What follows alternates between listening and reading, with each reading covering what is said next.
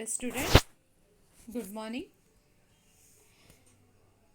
आपका लेसन हो चुका है।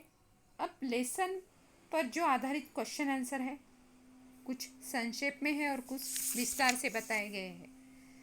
तो संक्षेप में है उसकी जानकारी देती हूँ। प्रश्नों के उत्तर संक्षेप में लिखिए। साई ओ साई कहकर किसने पुकारा? साई ओ साई कहकर किसने पुकारा? साई ओ साई कहकर लड़के ने पुकारा। यानी लड़का यानी मोहन ने पुकारा। लड़के ने भी आपको लड़के ने पुकारा ऐसे ही लिखना है। उसके बाद मोहन द्वारा दी गई साग रोटी खाकर साई के चेहरे पर कैसे भाव आते थे?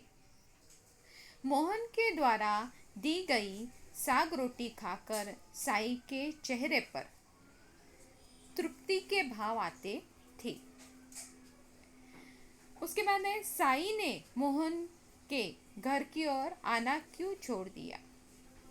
साई ने मोहन के घर की ओर इसलिए आना छोड़ दिया क्योंकि मोहन के पिताजी साई को पसंद नहीं करते थे। उसके बाद है नटखट लड़का साई का गुदड़ लेकर क्यों भागा? साई का गुदड़ लेकर नटखट इसलिए भागा क्योंकि उसे साई को खिजाना था। इसलिए वो गुदड़ लेकर भागा। उसके बाद में विस्तार से प्रश्न दिए गए हैं। विस्तार से प्रश्न यहाँ पे बताए गए हैं।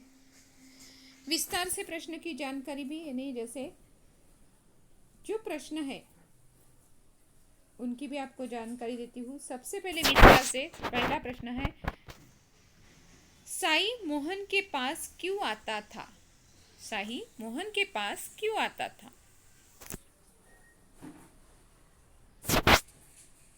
साई मोहन के पास इसलिए आता था क्योंकि उसे मोहन से बातें करना अच्छा लगता था। मोहन उसे पिताजी की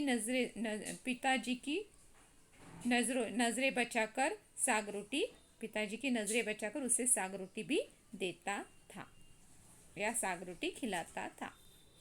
उसके बाद है गुदड़ साई नटखट लड़के को क्यों बचाना चाहता था?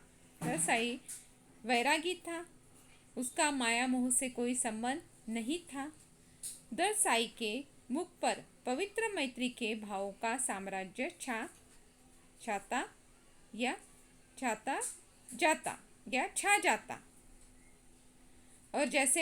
और उसे मोहन से बातें करना अच्छा लगता।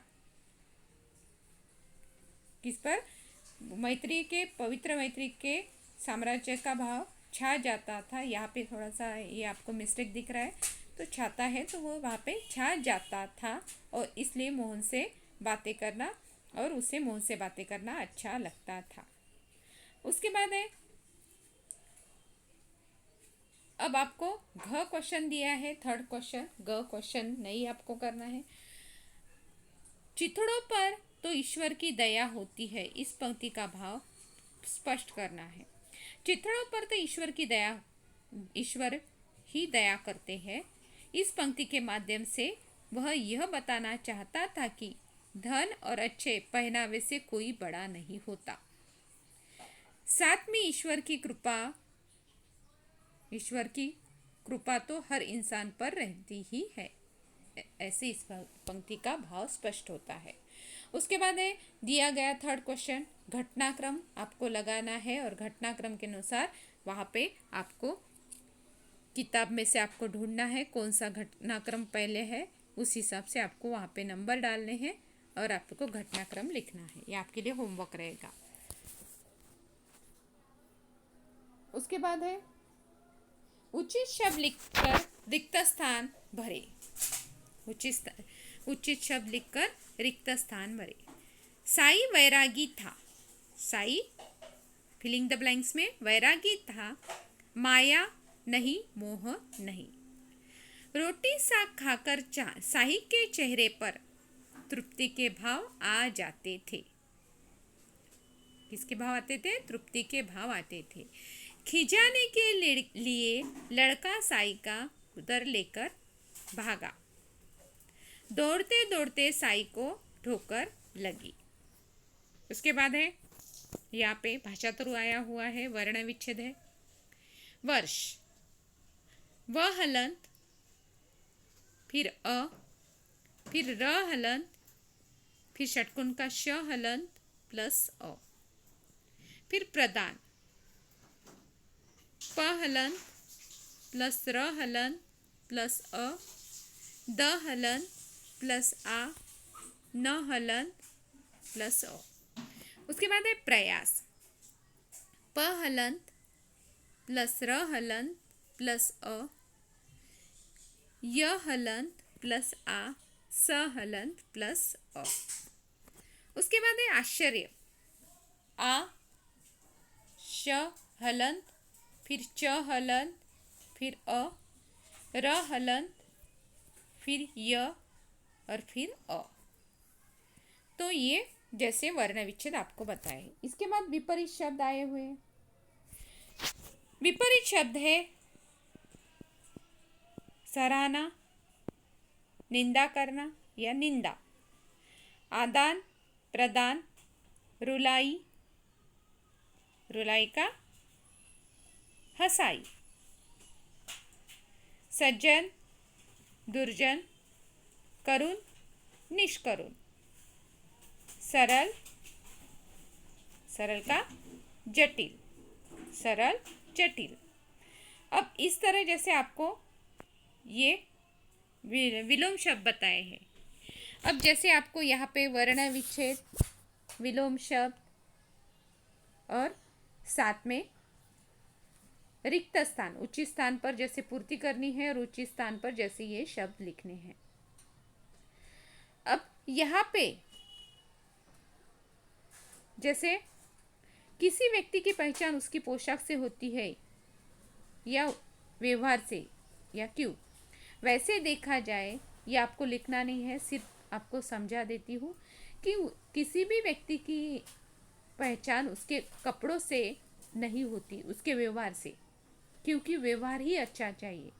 कपड़े बहुत अच्छे पहन लिए, पोशाक बहुत अच्छा पहन लिया, पर सामने वाले से बात करने का ही या उससे व्यवहार करने का ही आपका तरीका अच्छा नहीं है, तो कितने भी अच्छे, कितने भी महंगे कपड़े आपने पहन लिए, उसका कुछ भी फायदा नहीं। तो इसलिए व्यक्ति की पहचान किससे होती है? उसके व्यवहार से, उसके अच्छे व्यवहार से। उसकी पोशाक से कभी भी उसके गुणों को नहीं देखा जाता या उसके व्यवहार को नहीं देखा जाता। तो सबसे ज़रूरी क्या होता है?